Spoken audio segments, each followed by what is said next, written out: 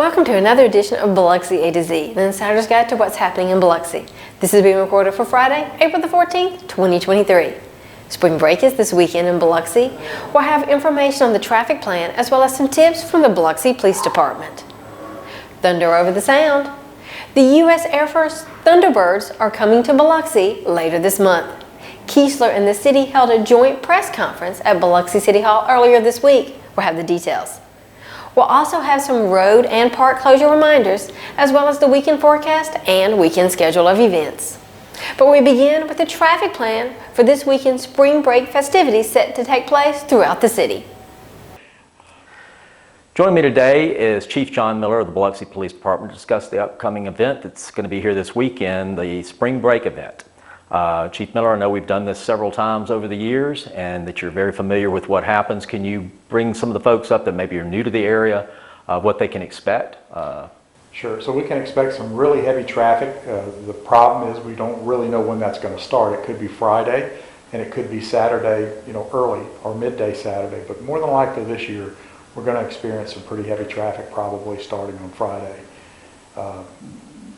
All right, so I know probably folks have started seeing the cones. They're already out. So based upon that, how far? I know they start about DeBees Road, at least for us, and they're going to run eastwardly toward where? How far So can they'll start right around the I-110 off and on ramp. Okay. And there's a reason for that. If we have to direct traffic away from the event area, those are the two the exits that we'll use. The on-ramp. And again, I know we do those at all of the events. My understanding from other events, that creates, if needed, an emergency lane for anything from ambulance, fire trucks, and police, right? That's right. So what it does, it gives us the ability to create that emergency lane if we need to. Now, we have no intentions on shutting down one of the 4 lanes of traffic at all unless it gets to the point where we see that traffic is about to gridlock. Now, you're going to have a lot of people that will say, well, if you shut down a lane, it's even worse on that. But what they're not realizing is that once traffic is gridlocked,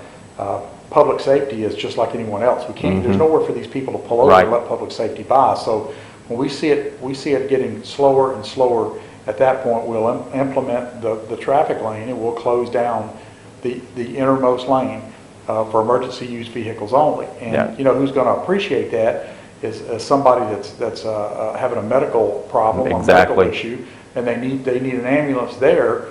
And those things have happened at any of these events, not necessarily at spring break, but cruising the coast, any number of things. If there's an accident, any kind of injury, people are going to be grilling, they're going to be doing a lot of different activity. But the normal processes that go on in a city under normal cases, you'll see police and fire and ambulances all the time. Those things still go on whether there's an event there or not. Those things don't stop. That's right. So that's why this is a priority to get these things out. But certainly there are several things that will take place before we shut a lane down.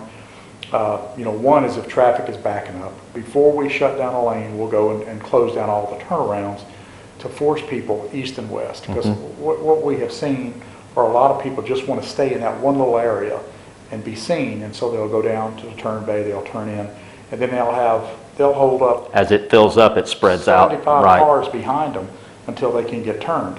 So once we shut those down, they can't do that. They're going to have to go east or west, and then we'll shut down all the side streets also. Okay. That won't allow people onto highway. Because there's residents in those neighborhoods that still live there. They have no choice. They live there. They can't go home because this is home. So now I did notice that we've all noticed that there's sometimes reduced to 1 lane due to some construction that's going on Highway 90. Is that going to be going on? Is that lane going to be open? I mean, how is that going to go with all of this? Because some of that's right there in the congested area. So we have asked that all lanes of Highway 90 remain open and construction work be put on the back burner just for this weekend.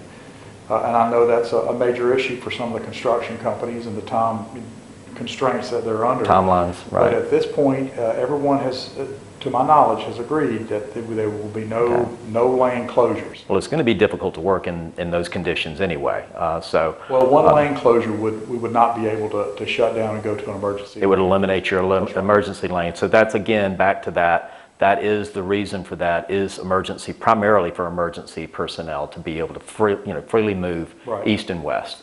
All right, well, is there anything else that you can close with that you think that people might want to know that maybe we missed? Or things that have happened in the past that maybe haven't been addressed? Sure. Well, I just want to remind people again, like we do every year, it's going to be a long weekend. There's going to be a lot of people here. We want everyone to have a good time. We want everyone to stay safe. And in order to do that, tempers are going to have to stay in check. You come to the event, be prepared to stay at the event, and know ahead of time that getting out of the event is going to take you a lot longer than it did to get into the event. Right. So you've got to be patient with people. Again, don't let your temper get the better of you. Just realize that this is an event. Enjoy the event. And well, thank you for being here, Chief. We appreciate your input. Thank you very much for having me. Okay. And remember to sign up for the city's on-the-go text messaging system for traffic advisories by texting Biloxi to 99411. Earlier this week, Keesler Air Force Base hosted a press conference at Biloxi City Hall, officially announcing the air show and providing details regarding parking and shuttle bus locations. An air show poster was also unveiled. For more information on the air show, check out the April B News Monthly. Also, visit online at thunderoverthesound.com. On Monday, April 17th, the Main Street and Holly Street crossings were closed to vehicular traffic. The Main Street crossing will be closed so that workers can elevate the roadway on each side of the crossing. This work is expected to wrap up in mid-June. The Holly Street crossing will be permanently closed.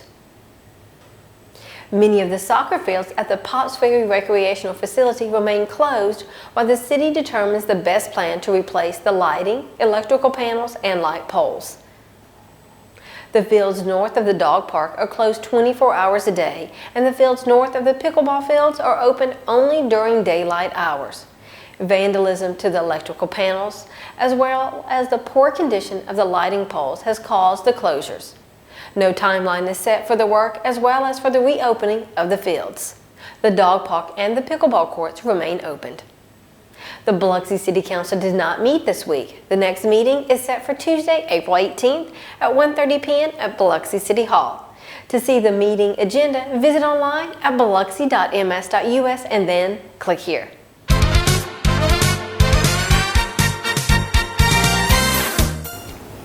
Mild temperatures are expected this weekend with highs in the mid-70s and evening lows in the mid-60s. A strong probability of rain is forecasted for Saturday, but it is expected to move out by midday Sunday, followed by a low in the mid-50s Sunday night. Over at MGM Park, baseball season is in full swing. The Biloxi Shuckers square off with the Pensacola Blue Wahoos with games throughout the entire weekend. For more information and for a complete schedule lineup, go to BiloxiShuckers.com. The multi-platinum award-winning rock band Styx performs live at the IP Resort Casino Saturday night. For more details, go to ipbiloxi.com.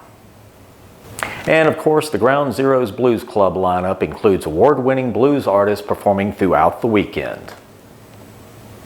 Tickets to this event and all the events mentioned are available by visiting the various venues' websites.